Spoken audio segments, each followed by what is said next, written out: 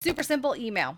Straightforward, straight to the point. We are going to be talking about 3 steps that I use that I want you guys to keep an open mind about using to making your email super easy and more profitable from the very moment that people get onto your list.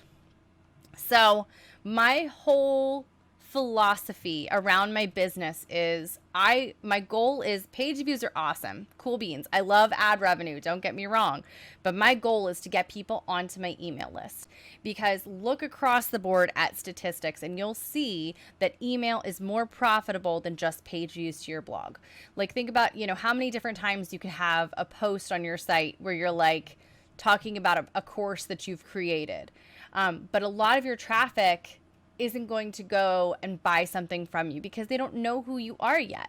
They don't know who you are, so they can't know, like, and trust you in order to buy something from you. And that's where email comes in because from day one, you are basically teaching these people that you are the go-to person in your field. You are their source of knowledge. You are the person that they're going to be looking to whenever they have a question. They're like, oh, I have this girl who I'm on her email list. I love her emails. You're going to be that person.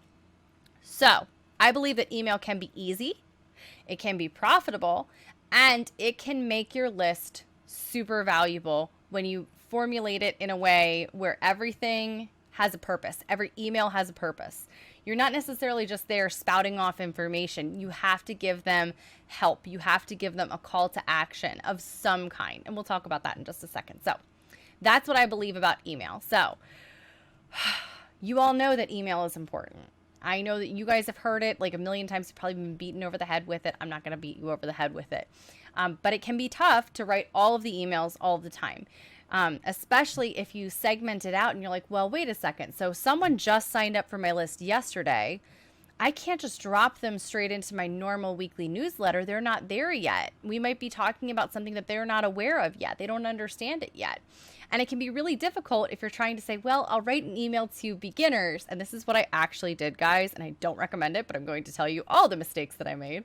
I wrote emails segmented to beginners, people who just got into my list, intermediates, people who had been on the list for like 2 months or something, and then advanced people. And I wrote 3 different emails every single week. It was literally insanity. 10 out of 10, do not recommend it to people. But that was what I felt like I had to do in order to make sure that everybody was growing and not feeling left behind or left out. It doesn't have to be that way. So we'll get into some of those fun things. It can be really difficult in email when you feel like you've already said everything. You're like, what, I've already said this thing. And my niche is money saving. So it's like, how many different times can I tell people, stop putting things on credit cards if you can't afford it, or start putting money into savings? And it feels like I'm just, for lack of a better word, like beating a dead horse. I'm just saying the same things over and over. And you want to help the people who are intro level, but you don't want to stay at that intro level where your people feel like where you were like 5 years before where you are now. So they're kind of like at the 101 level and you're like, we're at like 400 right now. We're like at level 400. Like you got to catch up. I don't want to talk about like, and here's how you start a bank account. I don't want to do that anymore. And sometimes it can just, email can fall through the cracks. It can be that thing that was like, I was supposed to do something else this week, but oh, you know what? Forget about it. I don't need to do that. I'll do it next week. And then next week never comes. And then you start to feel guilty that you haven't sent an email. And then it's like, is it awkward if I send an email right now? And then you start to second guess yourself. I get it. I've been there. It doesn't have to be that way. Promise. Email is in fact super important. It's one of those things that people always said and I ignored them, truth be told.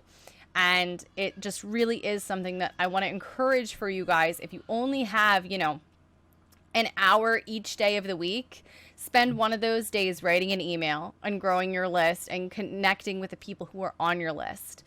Because it can be the difference between like selling out a program, selling packages, selling courses, whatever it is, or never selling anything and then swearing that, your products just don't sell, that you suck at selling, All of that stuff comes back to what you do when you're not launching. All of that comes back to the relationships that you're cultivating with your people before you start to your launch. So You've already laid out the foundation for your easy emailing strategy without even knowing it. If you have ever sent emails to your list, you are already on, step 5 of a 10-step program here, and I'll talk about that in a second. So the good news is you can continue to sell to your list and bring in passive income without ever feeling like you need to come up with new sales all the time, without having to be like, well, you know what? I sold something last month. I don't know if I can sell something again. That just doesn't feel right with me.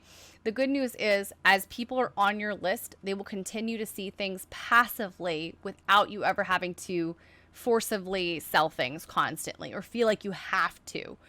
So you can even make your list love you even more without feeling sleazy and without feeling gross. And this is all about positioning yourself as an authority.